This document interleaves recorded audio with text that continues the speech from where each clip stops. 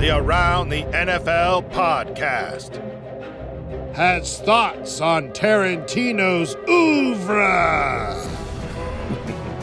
Welcome to another edition of Around the NFL. My name is Dan Hansis, coming to you from a virtual room filled with some heroes across the Southland. Patrick Claybon is back with us, 11. Mark Sessler, of course.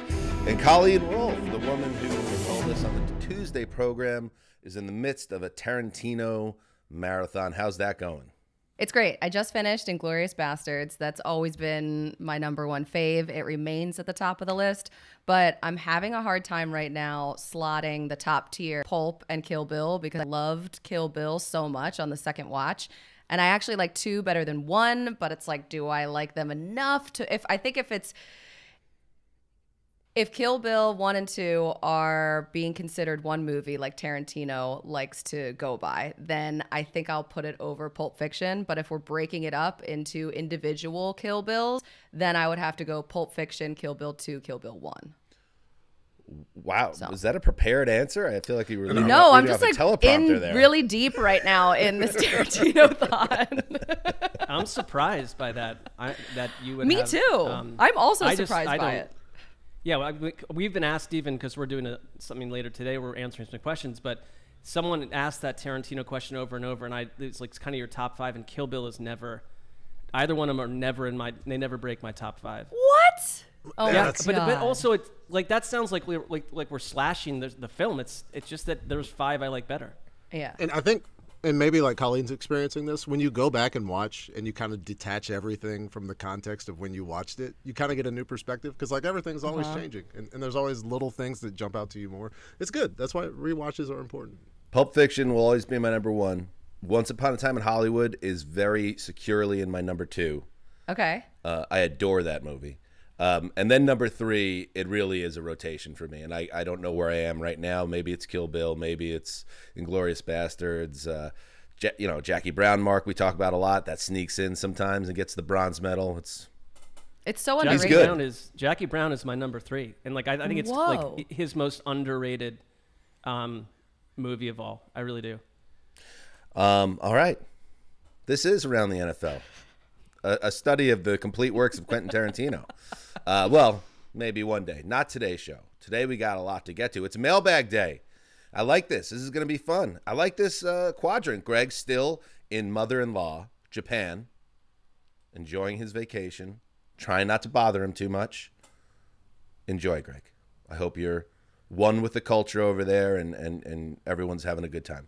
Here we have this great Sessler, Wolf, Claybon Hansis quadrant, which I don't know how many of these we've had. So let's see how it goes.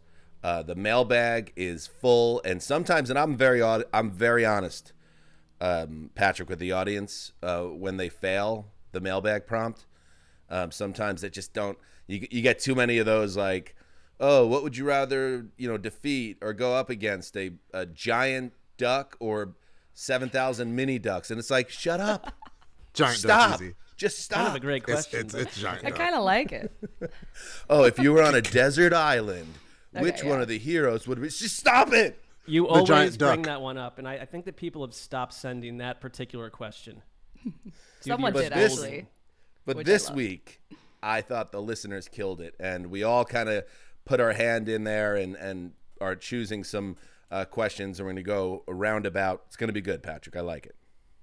I'm excited. This is my actual first mailbag episode. I've always missed the mailbag God, episode. welcome. So this is it for me. And you know We've what, made it. Patrick, you're a man with many interesting takes, and you in terms of like the things that you enjoy talking about. It's a vast swath. It's not just football. I feel like this is a perfect exercise for the man they call Claybon.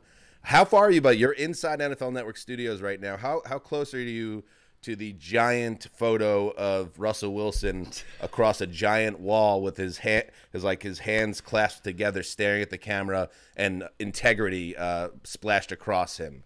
I always know exactly where I am in relation to that picture because integrity is important to me. I am 350 feet. I think 72 steps, depending if I have to dodge somebody. And if you need me during this pod to take a picture of integrity and tweet it and just say integrity, I will do that. You should definitely tweet it to Dan because he thought it said dignity. Which is now only, it will be the Dignity Room. honestly, it's only slightly less ridiculous. Well, I feel like there's a lot of art around our building. We're like, had this, they decorated it this summer and Russell Wilson had fallen off a cliff, they're probably picking a different player for that image. They've got a Odell Beckham that they repainted from a Browns uniform to now a Rams, but they've not made him a Baltimore Raven at this point. So I don't know. We're tracking that one closely. It would be cool if there was like kind of next to, because it's not just Russell Wilson, it's different NFL figures, and then one of the, what was those at the old malls, they would have the posters that were motivational posters. It's kind of like that. It's very serious photos of various figures in the NFL, and then a word that I guess we're supposed to stand for. I would like if it was just a very serious shot of us, all around the NFL gang, and then just like bozos across it. This is a good time to check the sync on these podcast bozos. It's a mark of art. My favorite, because downstairs, right on the newsroom floor, the second floor, there's 300 feet of stylized pictures of NFL legends that run the full style gamut. There's like Jerry Rice in a robe and a crown, and then there's a random picture of Brett Favre, but it's not Brett Favre. It's like a weird looking cartoon that has nothing to do with the entire rest of the wall. Somebody put in a lot of work, but it's. I don't. It's not like an get it. Easter egg of some sort. This was like a purposeful thing. I have no idea. It looks like the Dilbert drawing of Brett Favre, mashed up with all of this hyper realistic artwork. And Patrick, somebody did that. Bort Favre. You've gone too far, Patrick. Someone did that and put all their effort into it. It's their art. There's a lot of art that I don't necessarily get. Shout out to them. They've got more talent than me. I draw a stick figure, but I think it's appropriate because Brett Favre is a cartoon. You got to show us this. Let's get to the news. At 8, we believe in truth and authenticity. Our company is proudly based right here in Texas, and all of our beer is brewed right here in the good old USA. So I've got to call it like it is. There are a lot of beer brands out there that are trying to cash in on this holiday by slapping an American flag on their package, regardless of whether or not they are truly American. Troy Aikman not just jumping into the beer wars with his new lager 8, also the culture wars, apparently, Mr. Claybon, because it's not. I wouldn't say it is vague what he's going for here. If you're a real man, if you're a real American, and you don't go for all that other junk, drink my Texan beer. He should have had a troop come stand on it so it could literally support the troop, and then it would be the amazing. most troop supporting beer ever. I love You're an that. And a ad man. flyover would be good too. Yeah. Mm-hmm. Let's real get loud On to a the horse. news. Oh my God. By the way, seek that out and watch the entire video, because in case that wasn't on the nose enough, he goes in a little harder at a certain point, and ends it with a big old swig of 8. Bad news, everybody. We got more gambling stuff to talk about. It just came down before we started taping. Isaiah Rodgers and Rashad Berry of the Indianapolis Colts and free agent Demetrius Taylor are being suspended indefinitely through at least the 2023 season for betting on NFL games this season. Also, because we had heard Rodgers was facing a big ban, and there it is. Titans offensive tackle Nicholas Petit-Frere, who was a starter all throughout last season, is being suspended 6 games for betting on sports at the workplace. We have a slight update here that the Colts very quickly moved to release the players involved in this, Rodgers and Berry. And on the side of Petit-Frere, in a statement to ESPN's Adam Schefter, he said, "The betting I engaged in was not NFL related and was legal under Tennessee law. It is only being sanctioned because it occurred at the Titans facility." He went on to apologize. So he got as well. Patrick, this continues to reverberate across the league, and at some point, perhaps we'll stop seeing this, or perhaps we won't. Perhaps this is just a part of the new reality of the NFL now that gambling is part of what the league does. Yeah, eventually I think through discussion of this, I think more people will become updated on the policy. I don't know what the policies and what the forms look like for them. I know we go through extensive training to the point where if somebody even mentions it, I'm like, hey, if I'm not on a show that's specifically referencing it, I'm not talking about this, because they'll come down. And if they come down on these guys, they'll come down on anybody. So hopefully everybody gets it, because this, like, guys getting released, I hate it.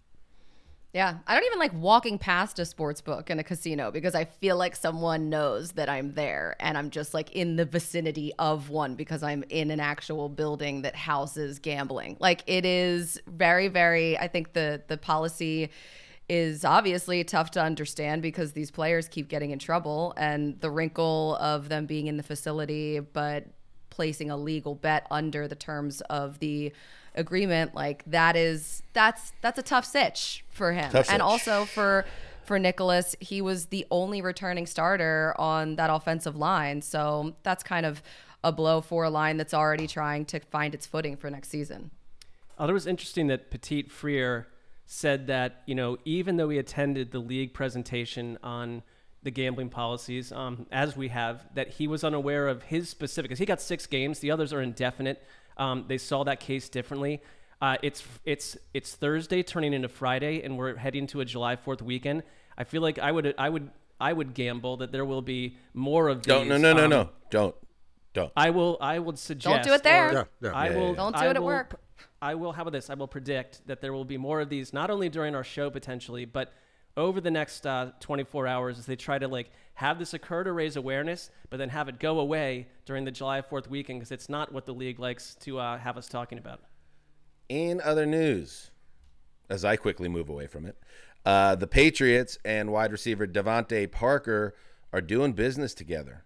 First reported by NFL Network, Parker, who is entering the final year of his contract this season, has agreed to a new deal through 2025. As part of that 3-year contract, he could earn up to $33 million if he achieves every per game roster bonus and hits all playing time and performance incentives. That includes all pro honors, according to a source via ESPN.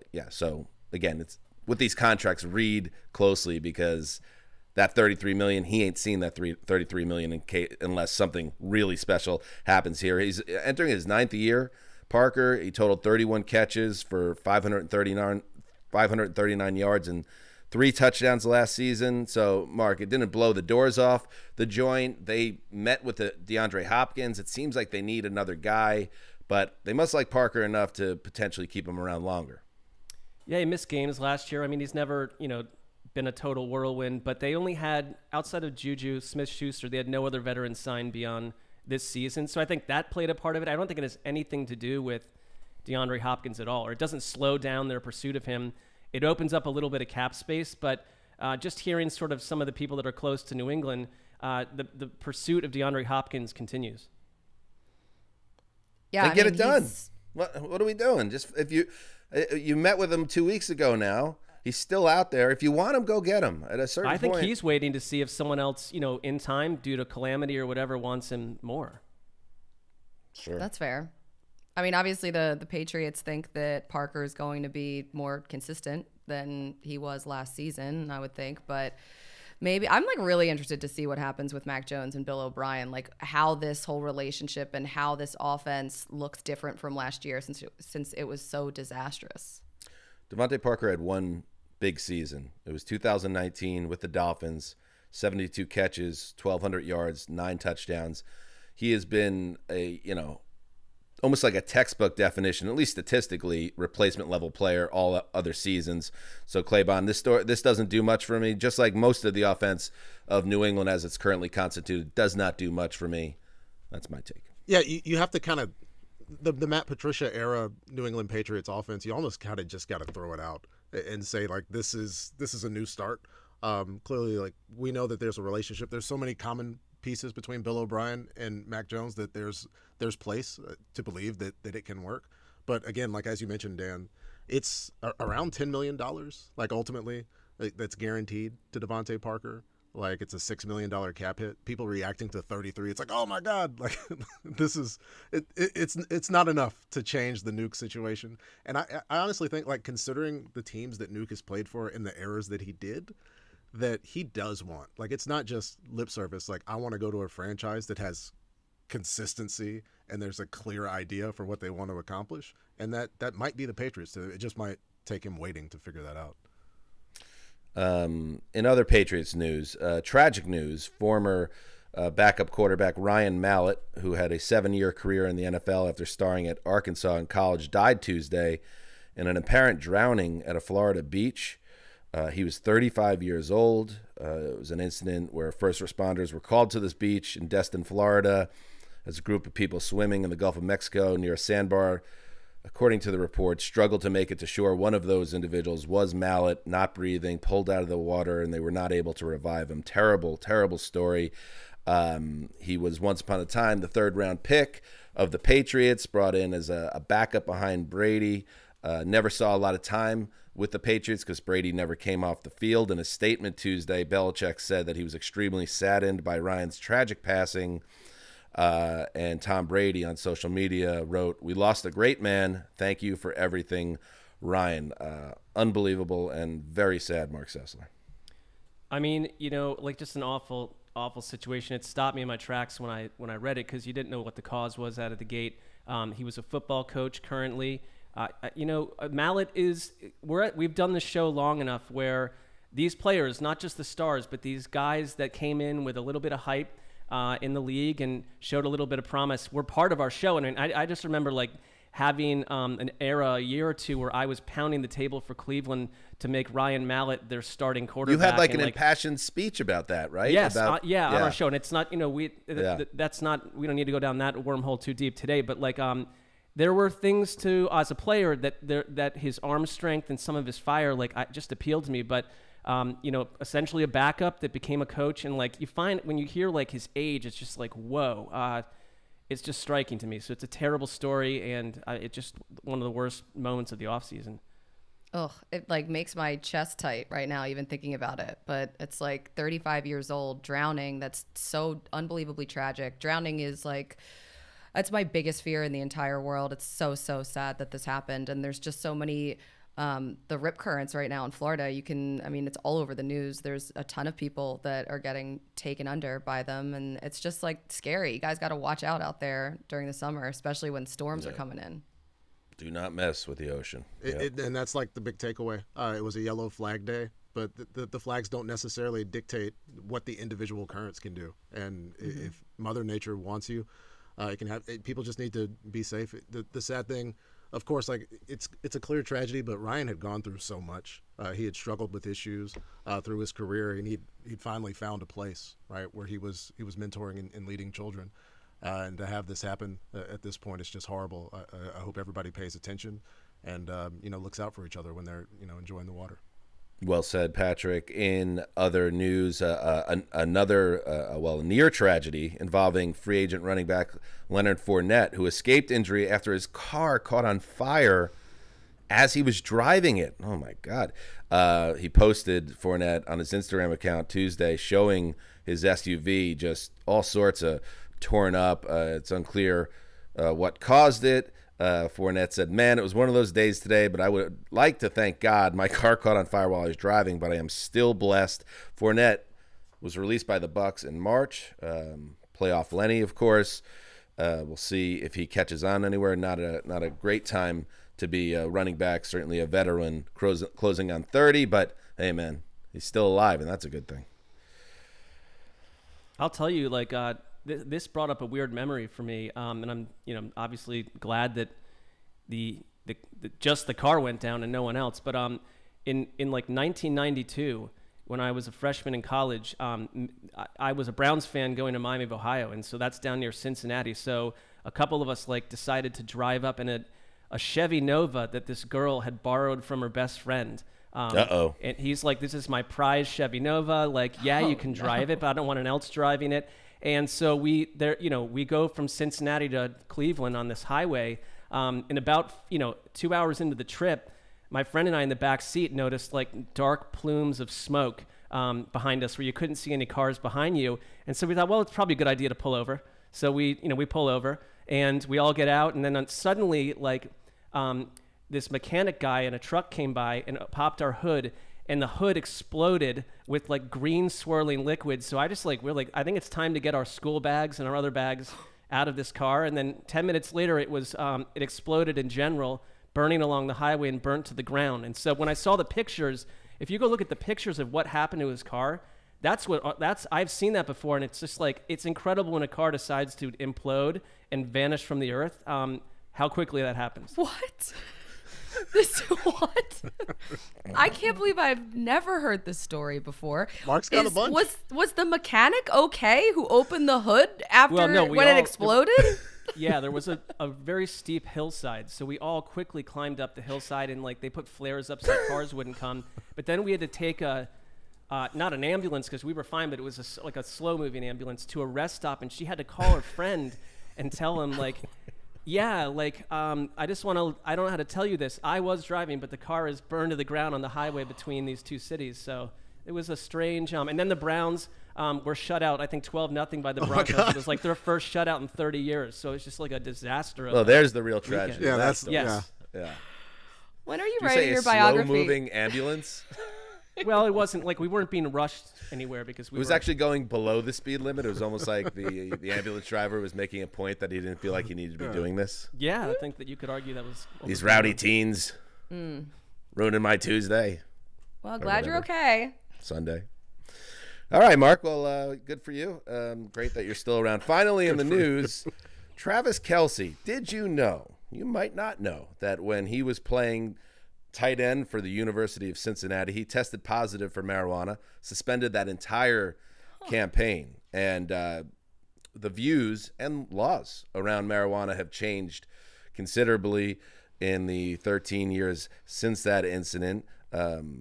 Players are pretty open, past players especially, about their use of marijuana during their careers. And Kelce told Vanity Fair that around 50% to 80% of NFL players use cannabis, and that under the more lenient policy that the NFL put into place in 2021, which Josh Gordon was like, yo, bro, why did that not come in like 5 years earlier?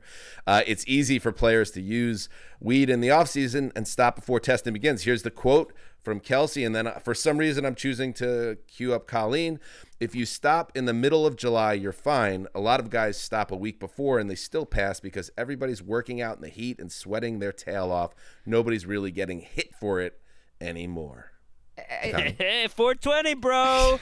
Yeah, you should have had Greg here to tee him up first. But if you can walk into a store, like essentially a bodega in California and many other states, and just buy cannabis, anyone off of the street, it doesn't make any sense to me that this is a problem in the NFL when these guys are going through what they are, putting their bodies physically through so much trauma every single week, and then they're not allowed to use something that your neighbor can use, no problem. It's just doesn't really add up. I think it should be changed. And he talked I feel about like how, I'm really high. I don't know what that feels like, but I can guess. Oh, really? Because I feel like the estimate would be that 50 to 100% of the staff of this show, including everyone on screen, has experimented with this substance, but that's fine. I'll leave it right there. Years passed, years ago. I think like my question would just be, with regards to any particular substance, why are we testing for it? That would be my question to the league. Like, is it testing to ensure player safety, or is it some sort of respectability play? And like, if so, who is it a respectability play to? Because this is a product that's legal and utilized in most places. And so, like, who are we trying? What's the effort? That's all I want to know. Is who is it for? What's it trying to do? For who? For what? Yeah. Makes me paranoid. Don't like it. Some people love it. That's always been true of you, Dan. Like, give daddy a Tito's and let's fly somewhere else. You know, also you have Aaron Rodgers talking about psychedelics and how that should be decriminalized. And of course, he is such a strong figure in this league. So I feel like the more people talk about it, the less the stigma will be. Do you remember the days though? Did you ever go through this when like one time I got a summer job where I found out, and I, as a youth, I did not do a lot of smoking of tree on any level. I just did not. But I got caught at a party doing it once, okay?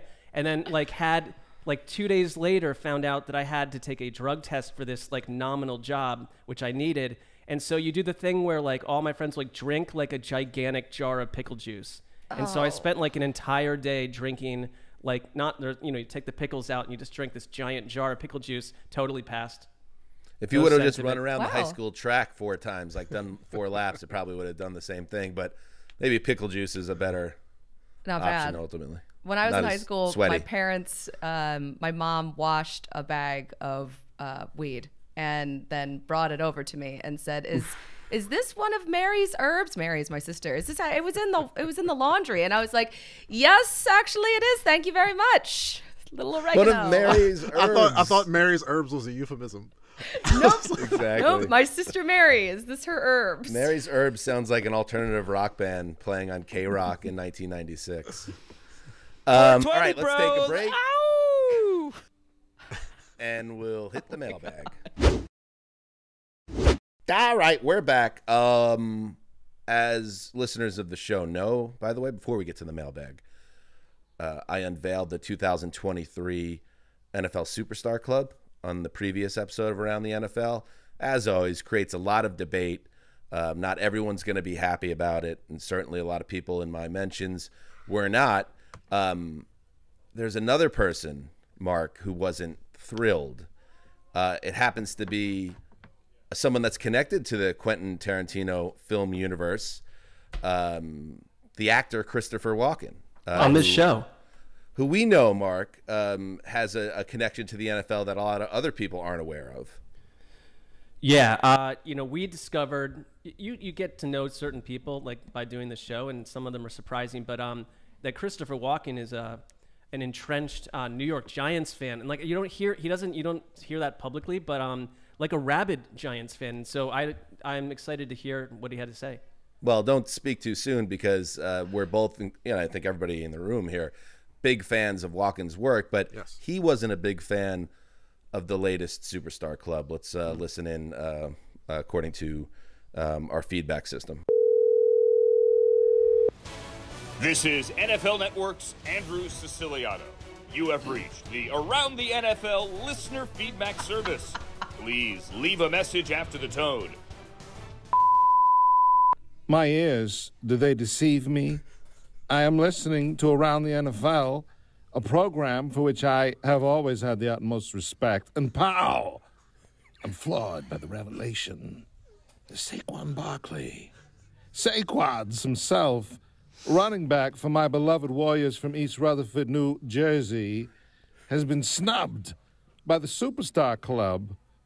This is nothing less than a total travesty.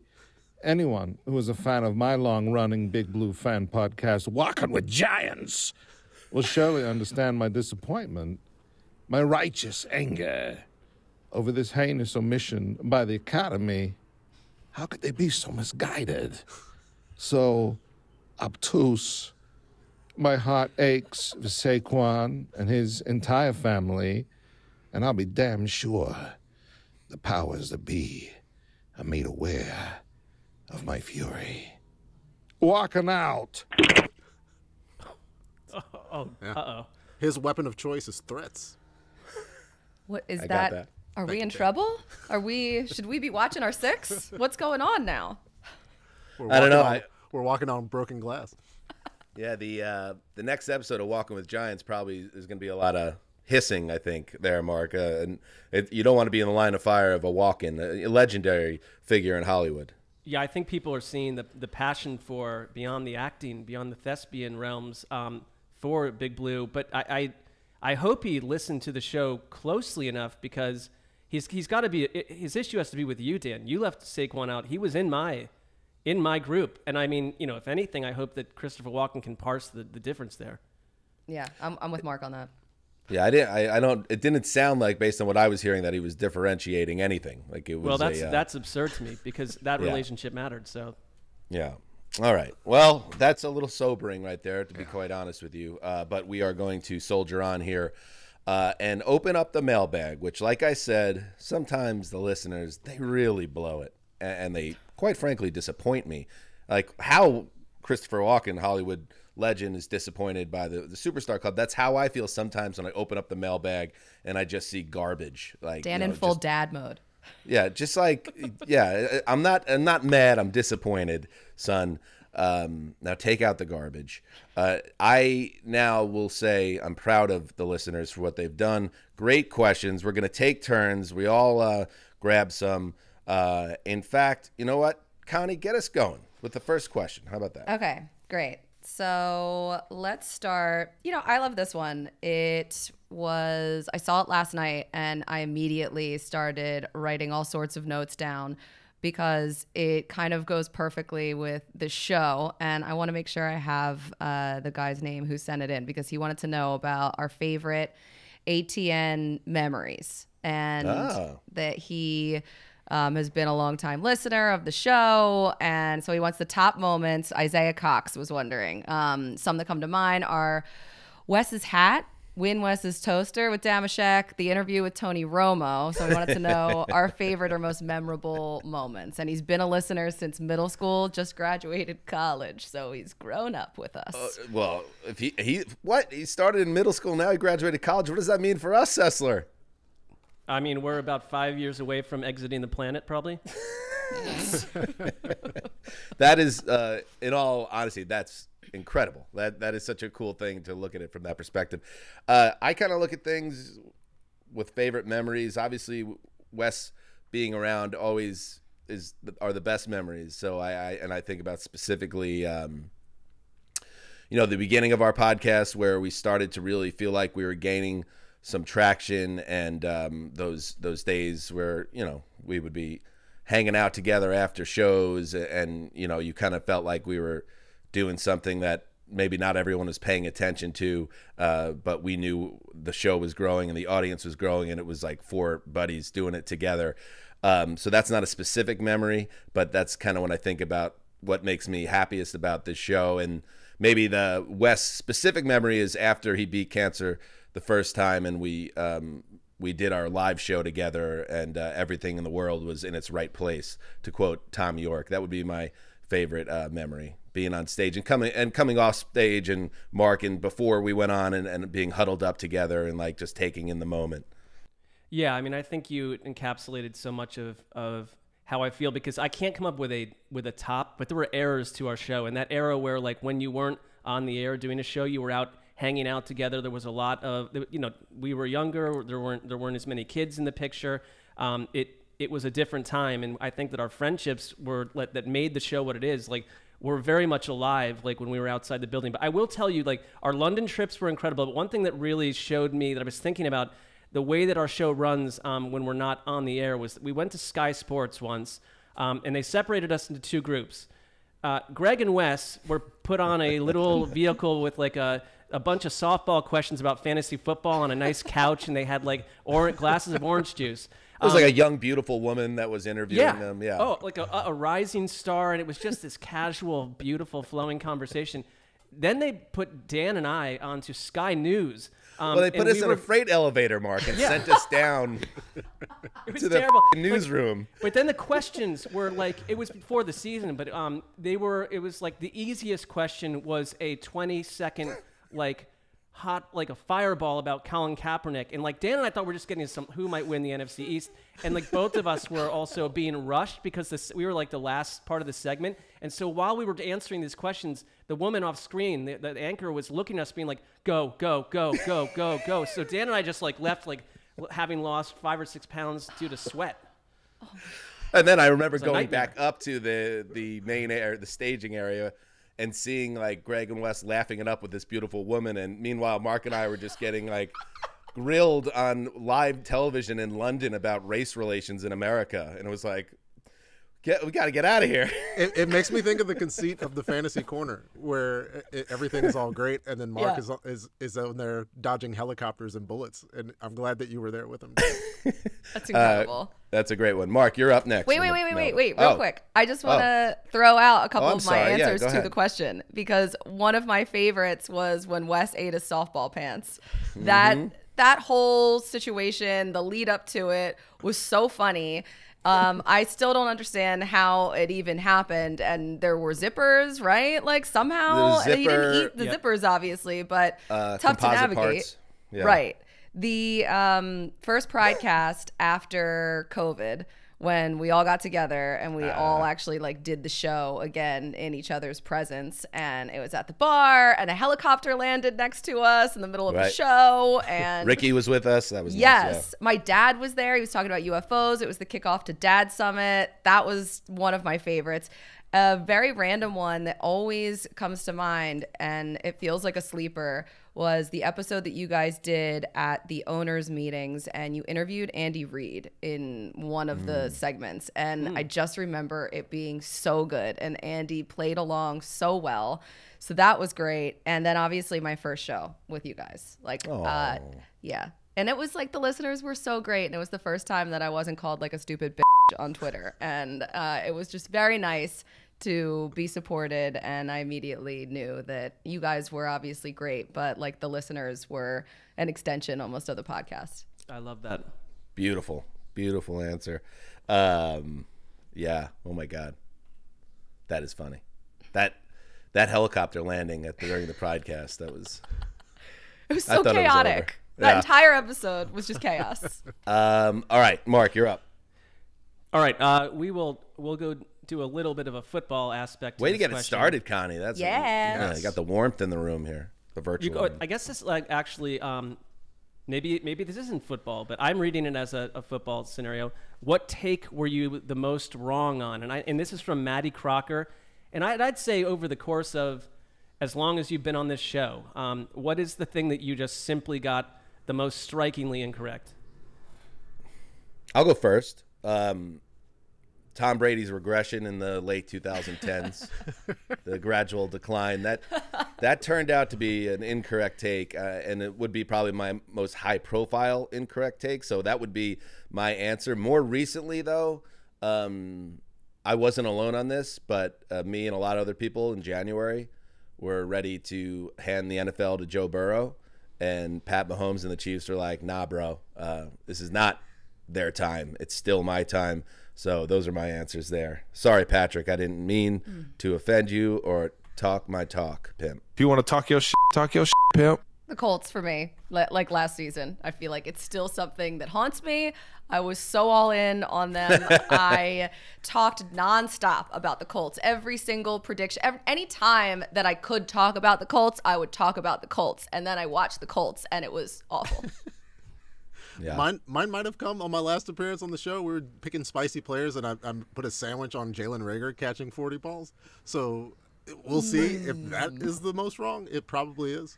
Yeah, no. In fact, let's go ahead and say that's the most wrong. Even though, why not? Why not have it happen? You caught fire for that for sure. Yeah, I should have. You're a pretty smart guy, Patrick. If that is the worst take you've ever had on the show, Jalen Reagor. 40 catches. I also don't necessarily have the mental capacity to remember all the times I was wrong. So hey, why is that? Because I'm not very smart, colleague. No. Mark? So I got a couple quick ones, and I think that, we don't need to go deep into context because they're obvious for the most part. Johnny Manziel, everything to do with Johnny Manziel, I was quite wrong about.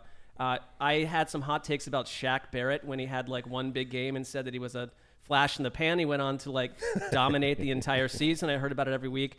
There was a point a number of years ago when I called the Arizona Cardinals the most interesting team in the NFC, and from that point on, they went like 1-5 and were destroyed in the playoffs by the Rams. So incorrect. And I think everything to do with Chip Kelly. I'd end there because I was so into the concept of it, writing long articles and think pieces, and believed it was going to revolutionize the NFL, and he was gone like 3 years later.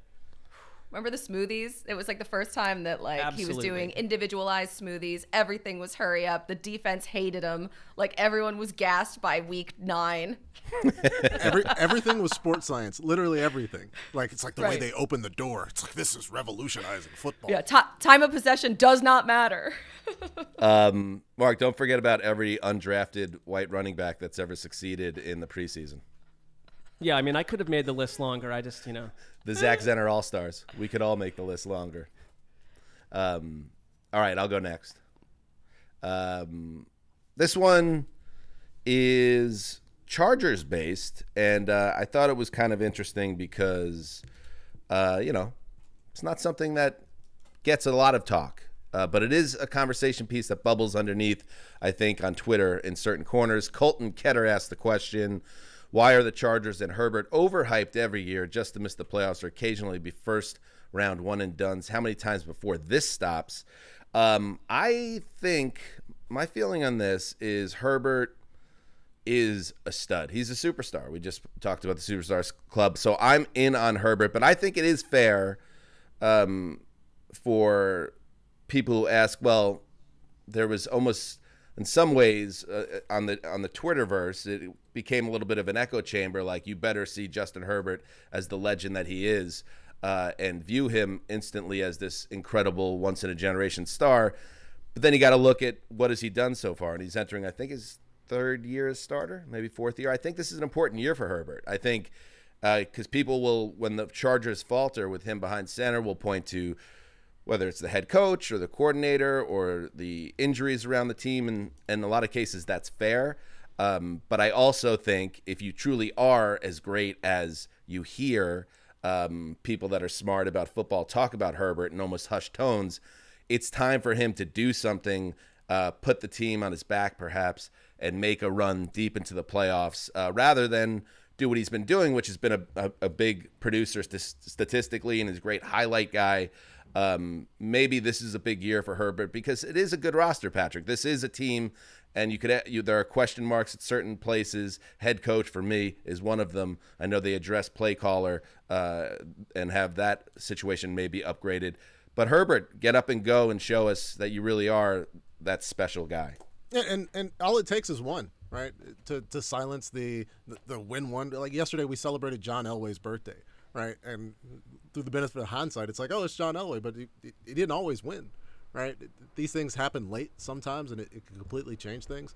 We had Chargers Day yesterday on Total Access, and I'm thinking, yay, we're going to talk about the Chargers. Baldy was excoriating the Chargers. We did like 2 minutes of horrible tackling video, and he's like, they're never going to win if they can't do this. Like, Herbert's not out there missing tackles. You can make the case that, yeah, Joe Burrow and Patrick Mahomes aren't going to see the Jags score 4 consecutive touchdowns and come back and win that game. But also, you need other guys to make plays, and I think they'll come through. But we talk about them because they're a team, just like everybody else. And like, don't be mad when we discuss a team that's fun to watch with fun players. Like sometimes only one team gets to win. So ultimately, that's what we're going to talk about. I feel like I'd be on Patrick's corner on this one too, because I think part of the question was more globally about why are the Chargers always overhyped, and that predates Justin Herbert, because they've kind of had, outside of a couple years, a solid roster year after year. Like, they're in the mix, and right now they certainly have one of the better rosters in the AFC. And the Patrick part for me is that I can't just bake in and assume that the team's going to have terrible, ghoulish luck, like in critical moments year after year. Like, is that actually something that a team creates? But then the Chargers keep doing it, so you feel like a double fool when it happens again. Well, especially coming off the game against the Jags, that was brutal. But Justin Herbert, he'll be healthier. We saw him a couple times kind of hobbling around last season after he took some shots. I remember that one, the Thursday night game that he got put back into. But also, I think I'd be interested to hear what the Baldy segment was with the offensive line, because I thought that they would be better this year because they are also healthier. But the receiving core, I think, is deeper too, because they drafted Quentin Johnston. So in theory, Justin Herbert should have a little bit more help. And with Kellen Moore there, maybe it works even better. Make a run. Let's go. Patrick, you're up. All right, this one comes from George O'Donnell, and I like it because it's weird, because I'm weird. Which team would be top of the NFL if offense had to play defense for a season and the defense had to play offense? Special teams could just say stay put because there's 3, and I guess we couldn't do a 1-for-1 trade. I would incorporate some special teamers in it, though, and I'm actually – I guess I'll just take it and go first. I'll take the Philadelphia Eagles before Colleen does. Okay.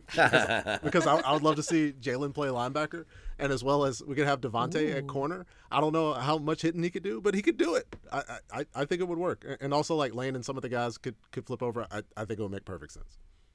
I mean, I would love to see it, but also I would not love to see anyone get hurt doing this. But I feel like that is part of the exercise. I think, too, I was thinking maybe the 49ers defense could play offense, especially if Kyle Shanahan is running things, because obviously he can scheme things up. But then I was thinking about the Cowboys defense and Micah Parsons. He played running back before, and you have Trayvon Diggs, who could easily be a wide receiver. So that would be another interesting switch too. What if? Because this question kind of breaks my brain, so I don't really have a little bit a conventional answer. But I'll say this: what if? Because we're basically naming just good teams right now. What if there's like a really bad team or a team we don't think is going to be very good? If you just flip them, they became unbelievable. Like all the defensive players on the Panthers right now would be incredible offensive talents and vice versa. Like maybe that's my answer, the Carolina Panthers. I think maybe the Titans? That's where mine went too, was like maybe a team has done such a poor job of self-scouting that they've actually just need to flip the line of scrimmage and off they go. But my first instinct was with Colleen. I thought, like, if you have to trust your coaching staff to do something that no coaching staff's ever done, like, I'll roll the dice, and this sounds like a trope for me because I'm always talking about Kyle Shanahan, but, like, he could take a defensive lineman and probably get him to complete 15 passes a game. Until the fourth quarter in a big spot. That's very fair. Now Colleen. Go ahead. No, I'm also kind of thinking about the Browns a little bit because, like, you watch enough Myles Garrett basketball highlights and you're like, okay, like this is silly. Yeah, so have Myles at tight end and Nick Chubb could play whatever he wants. Like Patrick, Nick Chubb as like an in-the-box safety. I was literally Googling like Myles Garrett, and I was trying to see if he played other positions at any point in his career, like in high school or even like grade school, like going back. Because yes, I could see it too. Something to think about. The Superstar Club just one deep right now with Kelce. Myles Garrett as a field-stretching tight end. I kind of like that. Mm-hmm. I like that. Colleen, what? You're up. Oh, right. Mailbag, remember? Hey. Okay, this one comes from Christopher W. And he says that he used to love spending a boring workday tweeting random songs back and forth with Wes. So how about he said, how about me, a random song you like? So send me, I think, or tweet me a random song you like.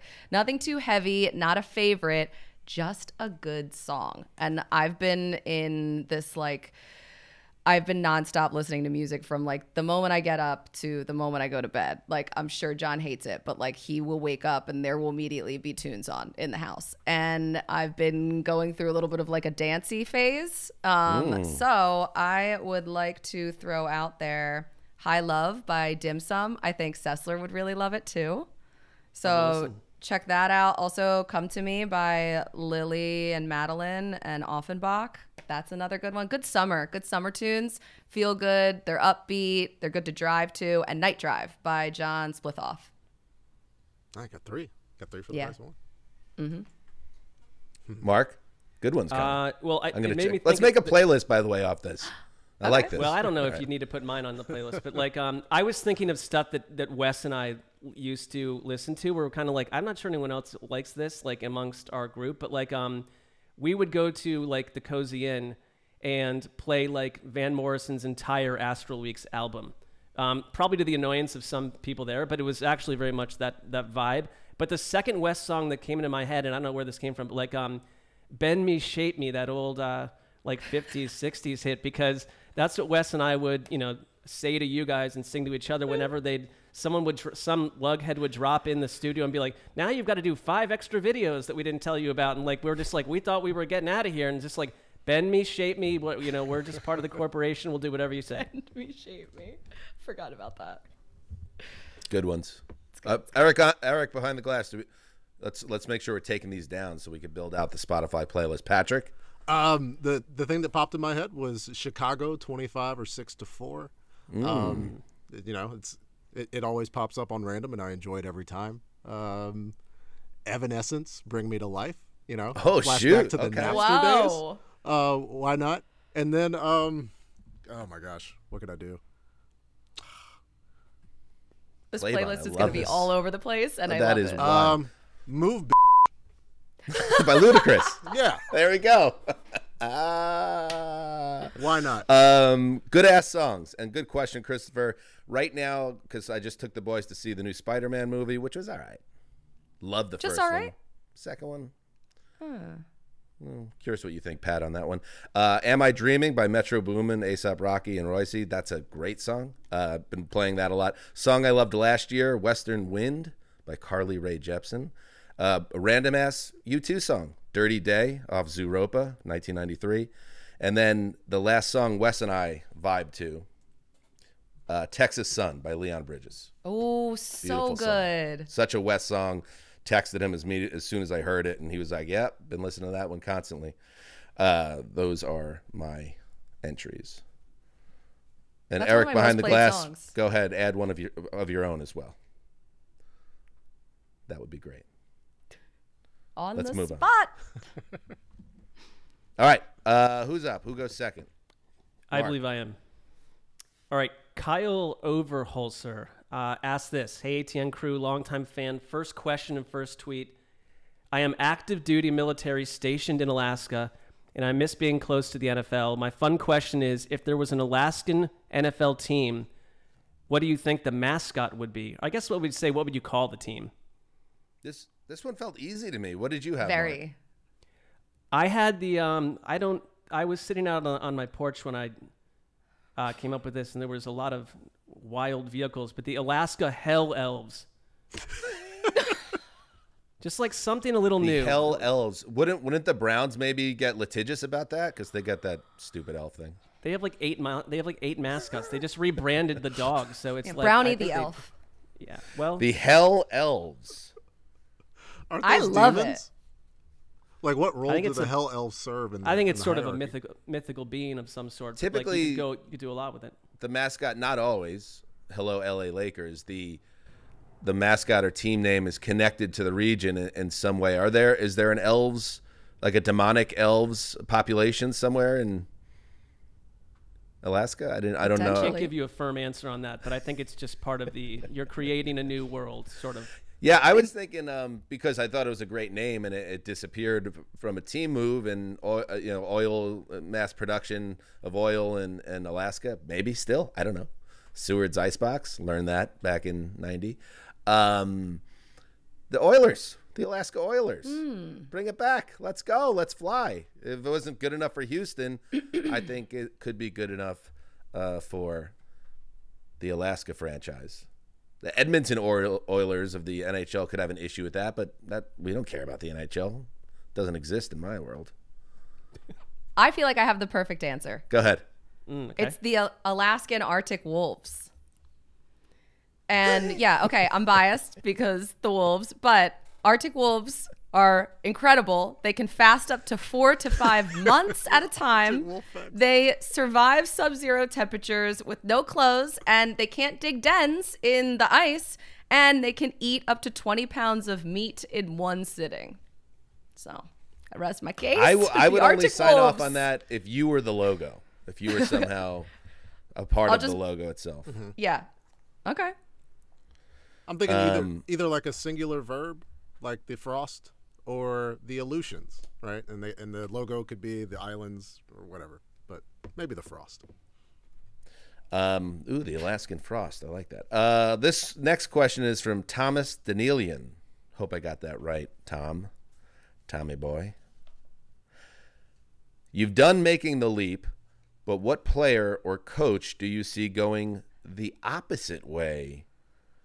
A regression candidate, if you will. What would that be anyway? Is it so we have making the leap? That's kind of our IP. Would that be faking the leap? But no, you're moving back. Are you making the creep? Is it like I think you're like half baking the leap. Like the creep, like a 1960s like dance move, but you're going backwards? Like you're making a Mistaking the creep? leap, like we thought they were going to leap, but they didn't. But this is somebody that I guess was. Oh no, it's somebody that you think's going to do it and then doesn't. Okay. Maybe Anyway. like a fall from wherever. All right. Well, let me throw out a couple of guys because I kind of saw it as somebody that had established a level of production, and now it's going to go in reverse. This is the second show in a row where I wish Greg was here because Geno Smith I'm nominating. He kind of tailed off a little bit at the end of last season, and now with more expectation and a bigger paycheck, and in Seattle, will Geno be as good as he was last year? Probably, but he could be faking the leap also last year. Throw that out there. What do you guys think? I'd agree with that. I think there's a case to be made. He's got a really good roster around him. I think that some of the good stuff we saw from Geno Smith were legitimately who he is as a player. So I wouldn't predict doom. I'll give you mine real quick because mine's a coach. I did see that tweet and I just saw the word coach, but I think he's a good coach. But Kevin O'Connell, the team goes 13-4. They won like 9 games in the last couple of minutes. Like it's this thing that's never going to happen again to the Minnesota Vikings. They've spent the offseason like essentially just trying to reach their cap. They've cut a bunch of people. The defense was already the worst in the league last year. I don't know. I don't see them winning 13 games. I could see them winning 9, and then suddenly it's like, is Kevin O'Connell, is he under a lot of pressure, hot seat scenario?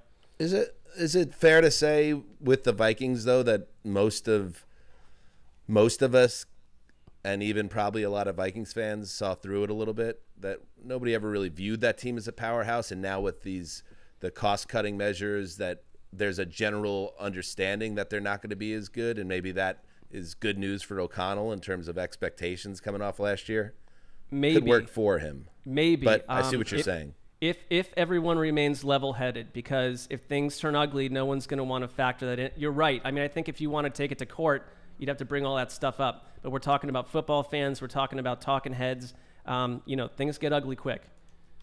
Anybody else want to throw a name out there? I immediately, my mind went to the Vikings. You could have multiple people just because of their point differential last year, how close all of those wins were. But I'm also just wondering right now in the moment about Jared Goff. Yeah. Would he be potentially someone who could regress with some of the changes that the offense has made in the offseason and the guys that they've drafted? Is their philosophy changing? Yeah, that's what I was going to say. Like, because making the leap, so much of it is perception, and like the player could still be the same player, but circumstances could turn out a little bit different, and then it's like, oh well they're bad now. But it's hard to have success. Like, I don't think we can wipe away what Jared Goff did, but we also can't like expect him to throw 60 touchdowns. It's just at a certain point, like Kevin O'Connell can't apologize for those wins, and I think 6 years from now, like, those are still going to be wins. But if we could properly contextualize them as we should, it's like, well, they got undressed in a playoff game at home by a team that wasn't very good. I'll throw one more out there, Josh Jacobs, and that's part of the reason why he wasn't put in the superstar club for me. Coming off a 400-touch season on a Raiders team that's, I don't know, I think they'll have worse quarterback play in a very competitive division. There is a track record of the bill coming due when a player gets that level of workload. How he is the next season. Fantasy heads, I would think, should be a little bit wary as well. Patrick, I don't know, what is the general vibe in the fantasy realm about Josh Jacobs? Is it all systems go that he's going to be the same guy, or like what's the vibe? I think people want to see something from the Raiders. They want to see like what's Jimmy going to be like, what's this offense going to be like, how's Josh going to hold up. I'm not thinking everybody's going to fly out there and have this reclamation like the people who are acknowledging their mistake with McCaffrey last year. It's like you take the good players that are going to be in good situations. We just don't know what Josh's situation is right now. Mm-hmm. All right, let's go try to be a little quicker. Connie, you're up. All right. I kind of want to put a sandwich on Josh Jacobs with you, Dan, but we'll do that. Save that for September. Okay, perfect. All right. We'll both forget. It's fine. We will. There's no question. All right. The last question is, okay, this is from Daniel Hall, and he said, which division is most likely to be the 2022 AFC West? So high expectations coming in and then ends up being mostly paper tigers. And then which division is most likely to be the 2022 NFC East? Low expectations coming in, ends up being deep and formidable. This question, Dan, as you mentioned earlier, breaking brains. This one broke my brain a bit, but I kept going back and forth with, is the AFC South going to be better than people think with what they have done? Obviously, the Jags, I think that they will win the division again, and now they have Calvin Ridley, and you get more consistency and growth from Trevor Lawrence. And then with the Colts, I don't know. I mean, maybe Shane Steichen can work some magic with Anthony Richardson and his past with mobile quarterbacks and developing them in offenses. Plus, you have the Texans who drafted a ton of talent and brought in, I really like the Dalton Schultz edition. Dameon Pierce, he's a star there. And D'Amico could actually turn around that defense with they have some good players there. Drafted Will Anderson, Derek Stingley Jr., so they have good pieces. I'm just wondering, like, the Titans, I think they're going to struggle. And I don't know when we'll see Will Levis, but I think that they might be better than we think. That's interesting, the AFC South. That 2 rookie quarterbacks, it's a lot of variance there. Could be 3 different new quarterbacks, yeah. Yeah, 3 different quarterbacks. I'll nominate the NFC North, actually, as could be better. The Vikings, I think everyone is universally saying they're going to come way down to earth, but they still have a core of players. Justin Jefferson's on that team still. Kirk Cousins, I know opinions vary, but I don't think that offense is going to crater. I think Madison will keep the running game moving, and then Brian Flores is running the defense, so that could maybe help some things, even though he doesn't have a lot of talent to work with. The Lions, I think we all feel like there is a positive outcome there potentially as a double-digit win team. The Packers, same thing. If Jordan Love plays well, he has some players around him and a winning pedigree for that organization. And then the Bears, like Justin Fields, potential making the leap guy. The roster's way better. That could go a couple different directions, but they could certainly be much more competitive. I think the other side of it, Mark, is the kind of an easy one for me. I think everyone is looking at the AFC East and saying, oh yeah, like everyone's hyping up. Like whenever you're a division that's being hyped up includes the Jets and Dolphins as 2 teams people are assuming are going to be good, like it's probably not going to happen. Not both those teams are going to be big-time teams, and maybe neither are, but you have Jets, Dolphins, Bills, Pats. Everyone says it's the best division, but these things don't tend to work out that way. Well, I think because we're talking about like last year's AFC West, where it was like, can 4 teams make the playoffs? 2 of them were absolute disasters. The problem is you're playing each other. The Jets' schedule is so brutal. You're asking the Jets also as an organization to do something they've never really done. The Dolphins are new at this also right now. I trust the Dolphins a little bit more. The Bills come down to earth a little bit. The Patriots, to me, are sort of middle of the road. I could see a team winning the division with 9 wins if they all, like in a dogfight, eat each other up. Yeah, there was so much player movement and so much like high-profile player movement last year, and so much hype for the entire division that I think it's going to be a few years where we see that much hype for a division anymore. I think everybody's kind of taken their medicine, and so like that feels like a perfect storm. But I'm with you on the East, Dan. It could go either way.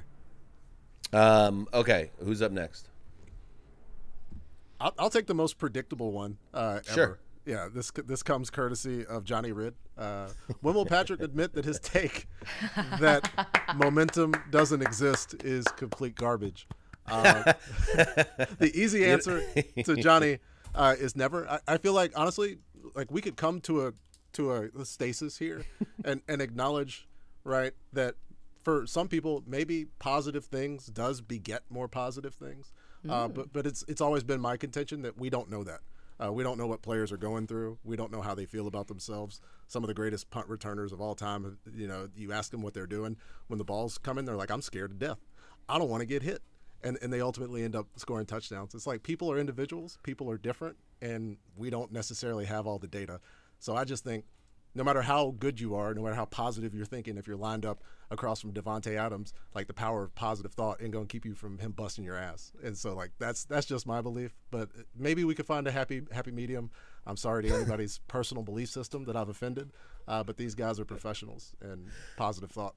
And Patrick, you branded, this is part of your right. Patrick experience. Like you, even in a private moment, if you come to a different fork in the road here and realize that you don't even agree with your own take, you just can never. You got to part of the brand. Never surrender. Yeah. No, but the brand would, if somebody comes out and defines what it is and like shows me how it works, then clearly that's true for momentum, astrology, holistic health practices. Like just show me and I'm there. But I know that the air goes under the wing faster than it goes over the wing, and that generates lift. I can't build an airplane, but I can conceptually see how it works. And so I'm okay with getting on one. But when you tell me that like this energy that binds the galaxy together is moving things and then this team wins because God likes them more or something, I don't know. I just need to see some God. The Whatever. power Bring God of into this? positive vibrations. Come on in, Patrick. It's great over here. The water's so nice. Try it out. Thank you, Aaron. I totally believe in momentum. Colleen is I feel part like of that I'm 50 to 80%, really I high. can guarantee you.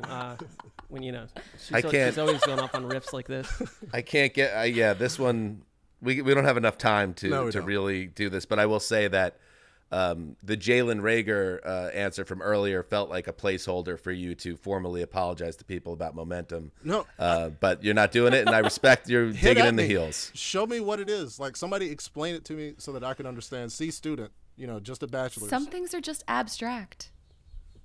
Perfect. Up next is I lost like the order. What were we doing? Was Connie? No one really knows. I think it's Colleen now. Okay. Wait, no, didn't I just Colleen's go? all out. She's emptied the clip. I'm done. Oh. Mark, throw one out there. Okay, hold on. Let me just scroll down. Mark already X'd out of all of his applications, and he's about Look, to. we've lost momentum for the segment because I not. didn't have it in order. It's a thing. How about this one? There is always a team that goes from worst to first. Who does everyone think it will be this year? The Jets came to mind. The Falcons came to mind for me. Let's see. I'm going to give you the options, okay? Jets, Bears. Browns, Texans, Broncos, Commanders, Bears, Falcons, Cardinals. Taking my fan leaning out of it, I'll stay out of the AFC East, and I will say the Chicago Bears. Got me. Sniped. Sorry, Bears. bud. No, it's all good. That's momentum revenge. Yeah. It's true. Yeah. I will be think incapable of getting you Bears. from here on out. Anybody else want to throw it out there? Bears or Falcons, maybe. I could see. Mark can't say it, but he thinks the Browns, and I think that's a good answer also. I don't think so. I could see them coming in second, but I don't think they've got the DNA to win the If division. you could see them coming in second, how could you not see any scenario where they come in first? What if they come in second by 3 games? You know what? I'll say the Jets because Dan feels like he can't say it, so I'll say the Jets. Yeah. I just think, the Jets are a tough ask because I think the Bills will remain a Titan.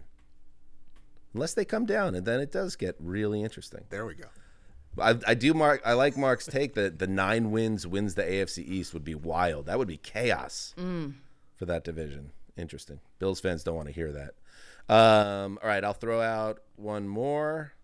Let's see. What do I want to go with? Let's see. Let's see.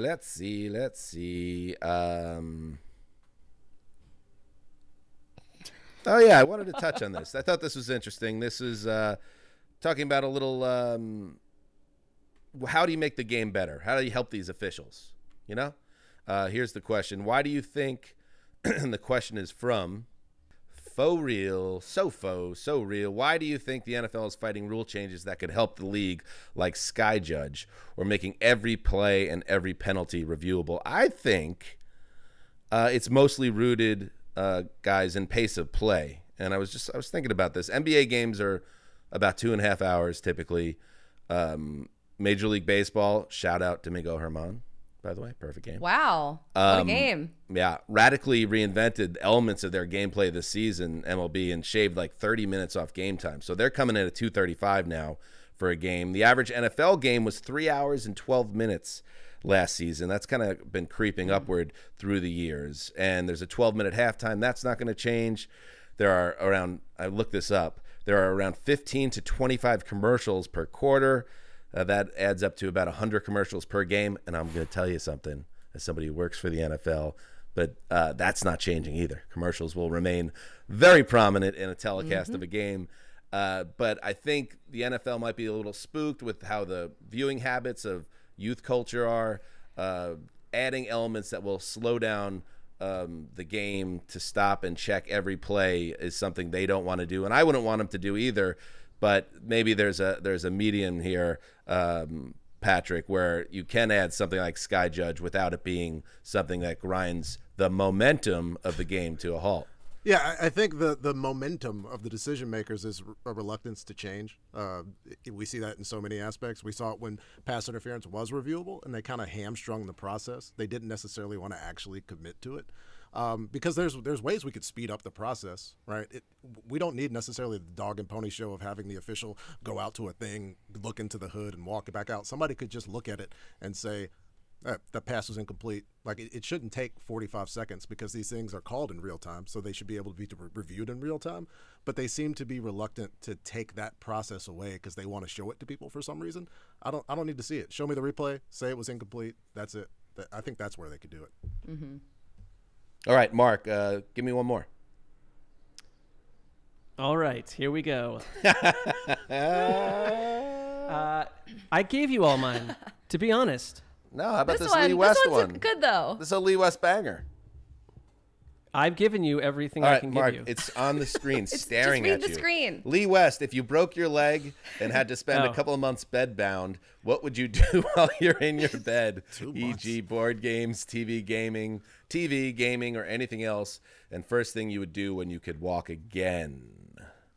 Okay, my bad. I do realize that I had tacked that in my worksheet here. So apologies for slowing down the show. I think what I would do is, like, at the start of that experience, when I just realized I'm going to be in this bed for like 2 months, like, I'm going to do something really like life-changing, like write a book or do, create something that I finally had that space. What I would wind up doing is probably like a bunch of edibles and playing like old Nintendo games that I couldn't beat as a kid and beat them as an adult.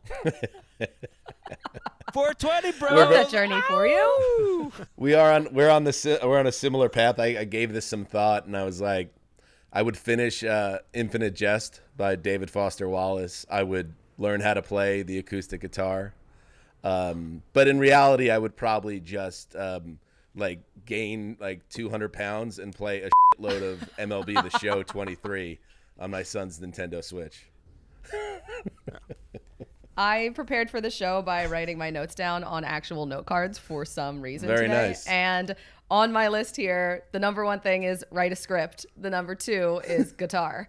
And I was also wondering, like, how much mobility do I have? Would the guitar be a thing that I could do if I was bedbound? I think so. I think it's a broken leg, right? Is that the injury? Yeah, Yeah, right. you So you could like prop it up Yeah, on sure. like a pillow or You whatever. got a husband too. Yeah, prop it up on John. That's all. I would take some online classes. I would learn how to do finances, since I have no idea how to do anything with finances. I would invest. And I would take a stand-up class, which is ironic. Well done. I would contact. I remember a couple of years ago when Will Fuller had that great start, and then he popped positive for a PED, and you kind of haven't seen him since. I would get. Never seen again. Yeah. I would get in touch with Will Fuller and take whatever he was taking to get out of that bed as soon as possible. It would be like a training montage. I don't know, like gripping exercises. I've always had problems sitting still. You guys know that through working with me, and so it would be a real struggle. I'd have to get out of there. And then play with my kids, of course, would be the That'd first be thing tough. I did. I don't know if you'll be able to find Will Fuller. That man. He gone. That man is gone. He gone. Whatever he was taking, give it to me. Whatever. Good stuff. Closing up the mailbag. I told you they really stepped up this time. Yeah. So Good many job, questions and a lot of really good ones. I think one thing, like a clerical note for us, because sometimes we decide to do a mailbag like day of show, and so it's just sitting out there for 98 minutes. But we gave them a full Earth cycle, a full day plus to come up with stuff, and I think it reached other parts of the world, and the results are better. I've given them more runway in the past than they've failed. I'm trying to give them even an ounce of credit. I'm just saying this. Let's focus on the positive that they succeeded here. Okay, and we hope we gave answers that were entertaining to the point where the podcast hasn't been shut off by now. Thank you to Patrick. You've said it all. Good luck in that studio wherever you are. And like the Russell Wilson full-sized or like gigantic-sized photo tells us to strive for every day in that office. Have some serious integrity over there, bro. I will. And you'll get that picture here in 2 minutes. All right, we'll be back on Monday. We're doing a Monday show, me and Greggy. So please tune in for that. Thank you for listening. Enjoy your holiday. Even, I don't care. Like if you're drinking Bud Light, if you're drinking 8, if you're drinking water, be safe as you do it. Enjoy the holiday with your family here in the States and friends, and we'll see you on the other side of the weekend. Well, July 4th's on Tuesday, so that was premature. But anyway, who cares? Until Monday, you know what you got to do. Heed the call.